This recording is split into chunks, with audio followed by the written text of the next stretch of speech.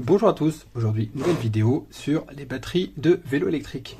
Et aujourd'hui on a une batterie de vélo électrique Waskral, voilà, de marque Waskral, et une vieille batterie. On a une batterie qui a plus de 10 ans et qui est au plomb.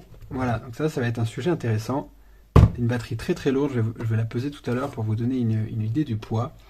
Et l'idée de la vidéo, ça va être de la reconditionner en batterie au lithium. Pourquoi, me direz-vous? Eh bien, je vais vous expliquer par la suite. Mais le lithium, vous vous en doutez, apporte énormément d'avantages par rapport au plomb sur plein de points. Et voilà, l'objectif, c'est de transformer cette batterie en batterie au lithium et lui redonner du coup une nouvelle vie. Alors, la batterie, elle fonctionne, mais elle est très fatiguée. Voilà, elle n'a plus beaucoup d'autonomie. Et donc, c'est l'occasion, un client qui me l'a envoyé, pour pouvoir la passer en lithium, lui redonner une nouvelle jeunesse, voilà, et gagner au passage de l'autonomie. Alors pour ceux qui découvrent la chaîne, eh bien bienvenue. Maximo, c'est une chaîne basée sur l'entraide vis-à-vis de la réparation, vis-à-vis de la compréhension des systèmes électriques, comment fonctionnent vos trottinettes, vos scooters, vos vélos électriques, comment fonctionnent les systèmes et comment résoudre les différents types de pannes. Ma spécialité, c'est les batteries, mais je parle de plein de sujets sur ma chaîne YouTube, donc je vous invite à aller voir mes autres vidéos, que ce soit les contrôleurs, moteurs, batterie évidemment. Lorsque vous avez un problème, que ce soit d'autonomie ou que ce soit un problème moteur, ou voilà, eh bien, comment comprendre l'origine de ce problème, qu'est-ce qui cause les pannes et comment résoudre. Voilà, donc je parle un petit peu de diagnostic, évidemment de réparation, et j'essaye d'être le plus clair et le plus simple possible pour être abordable pour tout le monde. Donc n'hésitez pas à aller faire un tour sur la chaîne et sur les différentes vidéos, et bien sûr vous abonner pour soutenir le projet et tout le travail que toutes ces vidéos représentent. Bien sûr, si vous avez un besoin sur le reconditionnement ou la réparation de batterie, que ce soit de vélo, de trottinette, etc., n'hésitez pas à faire appel à mes services. Je propose mes services. Je suis joignable par mail et par Instagram, donc les liens sont en description de vidéo. Voilà, donc tout est marqué, n'hésitez pas à faire appel à mes services. Ceci étant dit, eh bien, c'est parti pour le sujet de la vidéo. Alors, je vous parle donc d'une batterie au plomb. Alors, je ne vous ai pas donné les caractéristiques, c'est du 24 volts, 10 ampères-heure. Voilà, alors là on ne le voit pas forcément beaucoup, vraiment à l'écran. C'est une batterie qui est vraiment, bon déjà lourde évidemment, mais aussi grande, hein, très grande la batterie. Je vais vous mesurer un petit peu ça. Elle fait voilà, plus de 30 cm de longueur. En largeur, elle en fait 13 et à peu près pareil en épaisseur. Donc c'est vraiment un gros bébé. Et forcément c'est un très gros poids à porter, à tirer sur un vélo. Ça charge vraiment le vélo d'avoir une batterie comme ça. Et en plus 24 volts 10 ampères-heure, bon c'est pas énorme hein, par rapport au poids et à la taille que ça représente. En lithium on arrive à faire nettement mieux. Donc je vais vous le montrer, ça va être l'objectif de cette vidéo. Voir comment en fait à capacité équivalente on arrive à faire rentrer la même quantité d'énergie. Donc on parle de densité énergétique en wattheure. Finalement dans le plomb en water et dans le lithium en water, et bien le volume pour une même quantité d'énergie, même quantité de water, et bien on arrive à faire des choses bien plus petites en lithium, bien plus puissantes également. Et donc finalement à volume équivalent, on peut rentrer énormément plus de water avec du lithium. Donc on peut augmenter énormément les capacités et les performances finalement de cette batterie. Donc déjà, petit état des lieux, ça va être intéressant de comparer le poids, voilà, rien que ça. Donc je vais venir peser cette batterie et puis à la fin de la vidéo, je pèserai un petit peu l'équivalent en lithium. Ça va nous donner donc un aperçu. Donc restez bien jusqu'à la fin de la vidéo, normalement ça devrait être intéressant jusqu'au bout. En tout cas, je vais tout faire pour. Alors, j'ai ressorti une vieille balance du placard, bon, qui a bien pris la poussière, qui est bien crassou, mais qui va faire le taf. C'est une balance de chimie, donc elle est assez précise. Alors, là, voilà. Ok, ben voilà, on dépasse les 7,5 kg, donc on n'a pas malheureusement la possibilité de peser la batterie en une fois. Donc on va décomposer le poids pour arriver à avoir le poids de la batterie. En effet, la balance a une capacité maximum de 7,5 kg et visiblement on les dépasse. Si je soulage un petit peu, ouais, hop, on passe les 7,5. Donc ce que je vais faire, c'est que je vais ouvrir la batterie. De toute façon, j'allais le faire pour vous montrer un peu le contenu de la batterie. Et je vais je vais diviser en deux en fait le contenu de la batterie pour peser voilà, une moitié puis une autre et puis faire le total pour voir le poids, la masse totale finalement de la batterie. Donc je vous retrouve quand notre batterie est ouverte. Alors, nous voici la batterie ouverte. Qu'est-ce qu'on y retrouve? Eh bien, 2 modules au plomb. Finalement, ça ressemble fortement aux batteries de démarrage sur les motos. Mais voilà, donc de 12 volts, 12 ampères-heure. Alors c'est étonnant parce qu'il y a marqué 12 ampères ici et 10 ampères sur la coque de la batterie. Donc bon, voilà. Si on croit les cellules à l'intérieur de la batterie, notre batterie elle est plutôt de 12 ampères-heure. Et 12 volts, les deux batteries 12 volts en série qui vont nous donner du coup 24 volts. Voilà, alors on a un assemblage très simple. Alors en fait, l'avantage aussi des batteries au plomb, c'est que c'est un peu moins cher à produire. Et il n'y a pas de BMS, vous voyez. Si on regarde, on va avoir nos 2 éléments qui vont être reliés en série directement. Et puis le plus global qui va partir directement vers la sortie et puis vers la prise de charge. Et puis le moins pareil. Voilà, donc il n'y a aucun BMS, aucune protection, directement nos cellules brutes. Et voilà, là où le lithium, pour le coup, il y aura besoin d'un peu plus de protection, mais je vais vous expliquer un petit peu plus par la suite. Donc là, pour mesurer notre poids de la batterie, eh bien c'est simple. On va mesurer le poids d'un des modules qu'on va pouvoir multiplier par 2 et puis le poids de la coque, et puis ça nous donnera le poids de la batterie. Alors, comme vous pouvez voir, donc on a 3,45 kg un module. Donc on est déjà à 7 kg, enfin 6 kg 90 exactement, avec nos 2 modules. Et du coup, en rajoutant le poids des coques. Alors avec le poids des coques, vous pouvez pas le voir parce que c'est dessous, mais on est à 700 grammes de coque. Donc en fait on dépasse tout petit peu les 7,5 kg, donc dommage, on n'était pas loin de pouvoir le peser en une fois. Mais voilà, donc on est à 7,6 kg exactement la batterie au plomb. Donc 7,6 kg. Alors maintenant ce qui va être intéressant, c'est de voir ce qu'on va obtenir en faisant une batterie au lithium. Donc l'objectif de cette vidéo, comme je vous l'ai dit, c'est de remplacer complètement ces 2 modules au plomb et de refaire complètement en fait l'intérieur de la batterie, tout en gardant évidemment la même coque pour que ça puisse être compatible sur le vélo.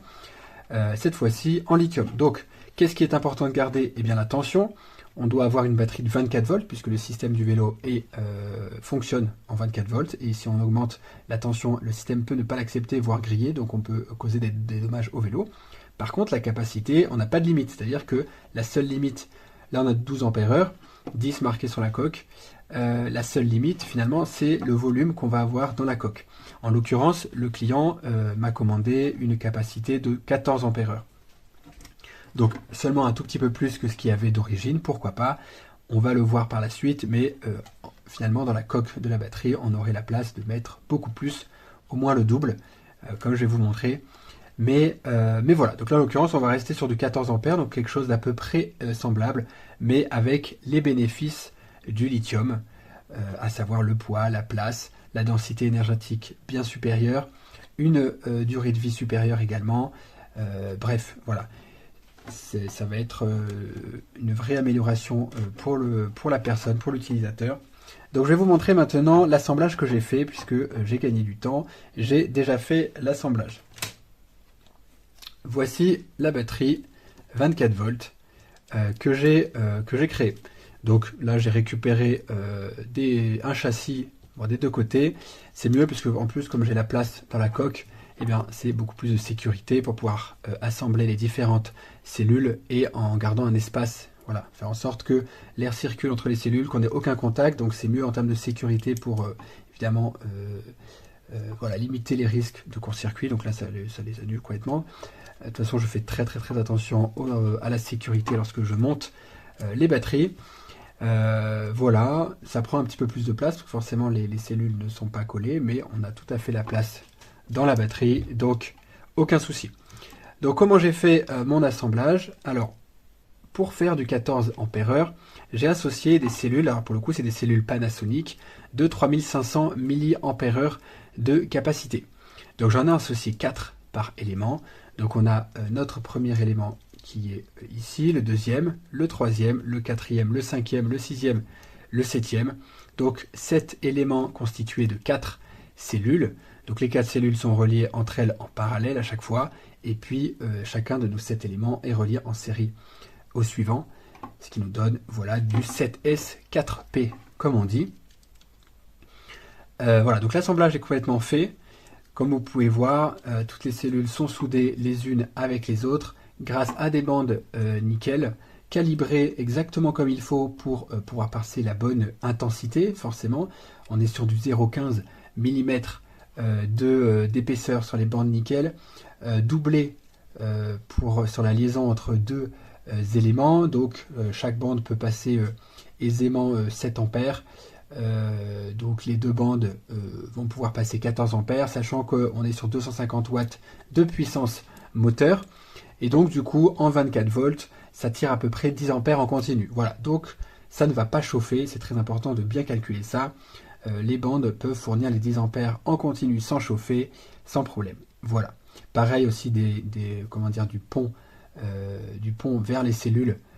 Eh bien aussi ça a été calculé pour que ça puisse passer l'intensité de chaque cellule sans risque de chauffe. Voilà. Donc là il n'y a aucune, grâce au châssis plastique, il n'y a aucune liaison directe entre nos bandes nickel et on va dire la partie externe des cellules. Le seul point de contact possible c'est sur nos bornes positives et négatives de chaque cellule. Donc aucune dégradation possible des cellules. Et donc aucun risque de court-circuit. Notre batterie est totalement safe, à condition évidemment, donc là je ne l'ai pas encore fait, mais lorsqu'on va mettre en place la batterie, de bien fermer, on va dire, tous les points possibles de contact électrique. Donc on va venir fermer toute la partie liaison nickel et soudure. Mais au moins ça me permet avant tout ça de vous montrer comment j'ai réalisé l'assemblage. Que dire de plus ? Eh bien, pour les batteries lithium, eh bien, si vous suivez déjà mes vidéos, vous savez qu'on utilise un BMS. Le BMS, c'est une petite carte électronique comme ceci, qui est là pour surveiller en permanence les cellules, pour des raisons de sécurité, évidemment, vous en doutez.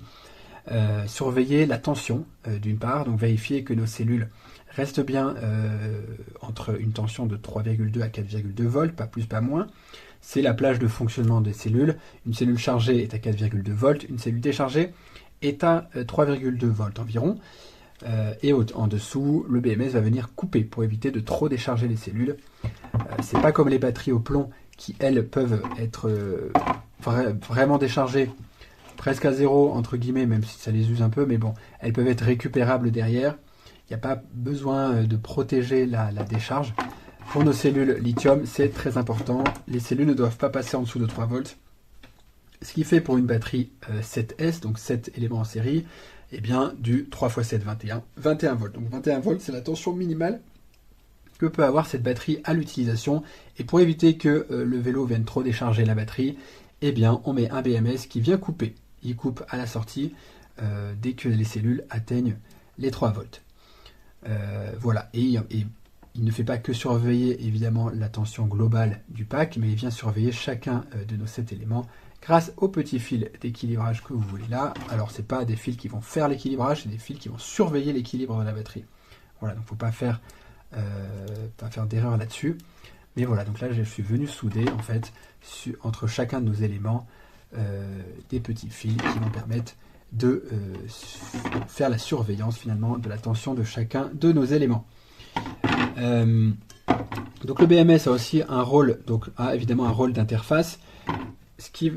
Il est positionné sur la partie négative, c'est-à-dire que il vient surveiller la tension, il vient récupérer le négatif total des cellules ici, qui est donc là, il vient récupérer le négatif total, et en fonction des différents paramètres, parce qu'il surveille aussi la température, vous voyez on a un petit capteur de température que j'ai positionné au niveau des cellules, il vient surveiller que nos cellules ne montent pas trop en température. Pareil pour des raisons de sécurité, si nos cellules elles dépassent par exemple les 50 degrés, eh bien il vient couper pour ne pas qu'il y ait d'emballement, parce que le problème c'est qu'une cellule qui surchauffe, eh bien à l'intérieur évidemment, comme tout élément que l'on vient chauffer, ça se dilate, les gaz et les différents composants chimiques se dilatent, et le risque c'est que la pression augmentant à l'intérieur des cellules, eh bien ça vient créer un départ de feu. Voilà, c'est-à-dire qu'une cellule vient exploser. Ça m'est déjà arrivé. je n'ai pas de cellule sous les yeux, mais dernièrement j'avais une cellule comme ça, qu'en plus j'avais mis de côté parce que c'était intéressant, qui avait été éventrée justement par la pression. Et c'est le genre de choses qu'on essaye évidemment d'éviter. Et donc lorsque le BMS fait bien son travail, eh bien il vient éviter ce genre de choses. Bref, donc le BMS, il s'intercale sur le circuit négatif. Et donc lorsque tous les paramètres sont bons, côté cellule, côté température et tout, eh bien notre négatif total ressort côté P-, donc de l'autre côté. Pour l'instant, j'ai pas encore soudé le câble de sortie. Ce sera quelque chose que je viendrai récupérer sur notre batterie d'origine. Il vient ressortir. Voilà, pareil pour la charge aussi. Le positif, lui, peut partir directement vers la sortie. Voilà, la partie BMS s'intercale seulement sur la partie négative. Voilà pour la présentation de notre batterie. Donc comme vous pouvez voir en termes de volume, eh ben, on est large. Hein. Vous voyez, elle ne prend même pas toute la place d'une demi-coque, parce qu'on a l'autre moitié évidemment qui a sa profondeur. Donc en fait, si on la mettait debout comme ça, on pourrait en caler deux facilement, vous voyez, côte à côte. Et si on optimisait l'espace entre les cellules et l'espace dans toute la coque, on pourrait potentiellement monter jusqu'à 3. C'est-à-dire que là, on a 14 ampères de capacité. Si vous multipliez par 2, on peut monter à 28 ampères. Et si vous rajoutez 14, eh bien, on est à 42. Si mes calculs sont bons. Donc, vous imaginez qu'on peut arriver dans le même volume de batterie à obtenir, disons, 40 ampères de capacité, ce qui est 4 fois supérieur à la capacité d'origine. Voilà, et ça, c'est grâce à la densité énergétique des cellules au lithium. Et c'est pour ça qu'aujourd'hui, toutes les batteries sont faites avec des cellules comme celle-ci. Alors là, on est sur des cellules de très bonne qualité. Bon, parfois, certains fabricants font des économies en mettant des cellules de moins bonne qualité. Mais bref, vous avez saisi l'idée. Et donc, évidemment, vous imaginez que c'est une grosse progression par rapport aux anciennes générations au plomb. Évidemment, ça nécessite un petit peu plus de suivi et d'entretien pour les raisons que j'ai évoquées. Mais heureusement, le BMS est là pour faire la grande majorité du travail. Eh bien, écoutez, maintenant, ce que je vais faire, c'est que je vais venir souder. Alors, vous voyez, donc là, on a un fusible juste avant la sortie. Donc ça, je vais le remettre dans notre batterie avec le lithium. Et je vais venir souder, du coup, notre circuit positif de la batterie d'origine sur notre positif total des cellules. Notre circuit négatif, je vais venir le souder, lui, sur notre sortie BMS négative, juste là. Et donc, je vais reconstituer une batterie fonctionnelle en 24 volts. Mais vous imaginez qu'elle va être évidemment beaucoup plus légère que la batterie d'origine. Et bien ça, on va pouvoir le mesurer à la fin.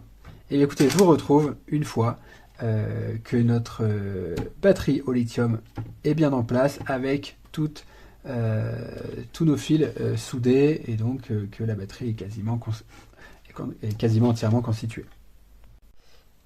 Et voilà, tout notre câblage est fait. Donc la batterie a été mise dans une gaine thermo-rétractable pour les questions d'étanchéité et bien sûr d'isolation pour qu'il n'y ait aucun contact malencontreux qui se fasse et puis puisse créer un court-circuit.